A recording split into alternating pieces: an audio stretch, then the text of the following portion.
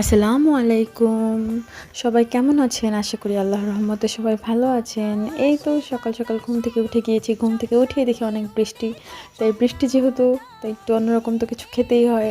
এই তো সকালে খেয়েছিলাম বখুদার অনেক রকমের ভর্তা। তারপর ঘরের কিছু টুকটাক কাজ শেষ করে তারপরে সোজাসুজি চলে গিয়েছিলাম দুপুরে রান্না করতে। আজকে রান্না করেছিলাম হচ্ছে ঝিঙ্গা দিয়ে আর হচ্ছে ট্যাংরা মাছ আর ঘন ডাল। আর এই তো ভাত। সিম্পল রান্নাই। আর তাড়াতাড়ি করে ফেলছিলাম যেহেতু ৩ চুলায় দিয়েছিলাম, কুকারে দিয়েছিলাম। আর যেহেতু আমার চুলা ২টা, আধা ঘন্টার মধ্যে রান্নাবাড়া হয়ে গিয়েছিল। এরপর রান্নাবাড়া করে এদিকে সব কাজকর্ম শেষ করে গোসল-টোসল করে ছেলেকে নিয়ে লম্বা একটা ঘুম দিয়েছিলাম। এদিকে ঘুম দেওয়ার পরে আবার কিছুক্ষণ ছেলেকে নিয়ে খেলতেছিলাম। ছেলে বসেছিল বাইরে খেলতেছিল আর কি ওর বন্ধুদের সঙ্গে।